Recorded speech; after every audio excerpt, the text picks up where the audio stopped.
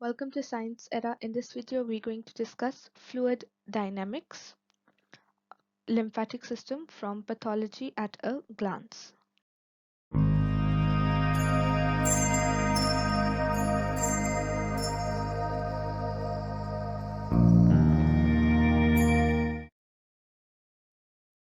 Lymphatic drainage.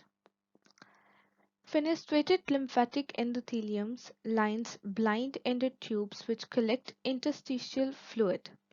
This fluid is carried by lymph carries fluid, cell, complement and other particles, for example bacteria, to the lymph nodes, and then it exits via the efferent lymphatics. Thoracic duct, as you can see in the diagram, returns the lymph to the venous system. All these blue lines here on the diagram represent the venous system. Lymphatic vessels commence in the tissue as blind-ended tubes lined by fenestrated endothelium. The lymph is massaged through progressively larger and more valve-bearing muscularized non-leaky vessels to the thoracic duct, which empties into the venous system via the superior vena cava. Returning the fluid to the circulation, the enteral route, lymph is sieved through lymph nodes, and thus lymph has a vital role in presenting extracellular material to the immune system. Compartmentalization within the body. Discussion of fluid balance tend to revolve around a compartmental model of fluid distribution in the body. Three main compartments are described: the intracellular, which is composed of 66% of the body, interstitial or intercellular 25% of the body, and intravascular 7% of the body. A fourth compartment of specialized fluid, which is about 2%, can also be considered and includes secretion of GIT tract, peritoneal or pleural fluids, cerebrospinal fluid, synovial fluid, intraocular fluid, and vestibulocochlear fluid. The fourth compartment is often amalgamated into the interstitial fluid. Fluid movement is dynamic between all the compartments and tend to follow the passive osmotic and hydrostatic gradients, provided that the membrane separating the compartment is water permeable. If the water movement between body compartment is required, manipulation of these gradients is typically the method by which this is accomplished. For example, the secretion of sweat involves the pumping of sodium and chloride ion into the lumen of the sweat duct. Water then follows passively through membrane pores and intracellular junctions. As you can see in the diagram represents fluid moves freely between the vascular and interstitial compartment via the permeable capillary bed. Protein is retained within the vascular compartment by its large size and negative charge. Cell membrane tightly regulate their electrolyte content using sodium and potassium exchange and calcium pump. The diagram summarizes the compartmentalization within the body. Normal fluid movement. When blood reaches the capillaries, fluid and electrolytes can easily pass through the gaps between the endothelial cell. But the cells and larger molecules, such as proteins, cannot pass through. This movement is bidirectional, which means it only goes in one direction, and it depends on the hydrostatic pressure and the plasma oncotic pressure. HP, or also known as hydrostatic pressure, is exerted by the blood pressure generated by heart and transmitted through the vascular tree. POP, plasma oncotic pressure, is generated by the plasma proteins. The HP drives water from the blood into the tissue, whereas the POP provides a gradient that draws fluid back into the blood from the extracellular space. In the proximal capillary bed, HP exceeds POP, and there is a net movement of fluid from blood into the extracellular space.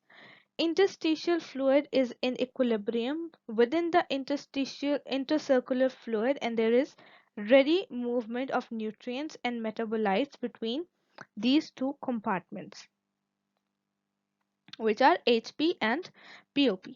HP fall across the capillary bed on a distal side is overpowered by oncotic pressure, causing a net movement of fluid and its accompanying solute back into the blood. Nevertheless, the action of POP is not complete and a small quantity of fluid remain in extracellular space. This is lymph and is handled by the lymphatic drainage system. Two concepts of transudate and exudate. Transudate, normal specific gravity of transudate is less than 1.015. Excess plasma fluid without protein. Fluid accumulates in tissue exceeding capacity of lymphatics to drain it, causing pitting edema caused when the plasma oncotic pressure drop or the hydrostatic pressure increases. Exudate, specific gravity is greater than 1.015. Excess plasma fluid within protein. Example is inflammation, vascular response to inflammatory mediator like constriction of post-capillary venules. Endothelial cell contracts, enlarging the space between cell. Both fluid and plasma protein move out of the capillaries. Loss of plasma protein reduces the osmotic pull on fluid to return the blood vessels. Increased quantities of fluid plus any cell complement proteins or microorganisms enter the lymph, but drainage cannot meet demand and the fluid remain in interstitium. Next concept is electrolytes. Electrolytes are one of the main classes of solute within the body water. The chief intracellular cation is potassium and the principal extracellular cation is sodium. This differential distribution of sodium and potassium is maintained by sodium-potassium ATPase that is present on effectively all cells. It is the basis for the electrical activity of neurons, skeletal muscles, and cardiac muscles. Alterations in extracellular concentration of either potassium or sodium can destabilize the electrically excitable membrane of these cells, generating aberrant electrical activity such as seizures, arrhythmias, or muscular weakness. Electrolyte concentration are also vital in maintaining turgor within cell. If osmolarity of extracellular fluid is disturbed, water will move in or out of the cell accordingly, resulting in cell swelling, ultimately rupture of the cell or cell shrinkage. Such are the potentially catastrophic effect of this inappropriate movement of water that body osmolarity is extremely tightly regulated by antidiuretic hormones known as ADH. In extreme situation, homeostatic mechanism will strive to preserve blood osmolarity, which is in the equilibrium that with that of the other compartments, even at the expense of electrolyte levels and other parameters. Transudates. A transudate is an abnormal accumulation of fluid that has low concentration of protein. It may occur in numerous locations including the pleural, peritoneal cavities and arise for the two reasons. Number one is increased hydrostatic pressure, as we said before, typically back pressure within the venous system due to the inadequate cardiac function.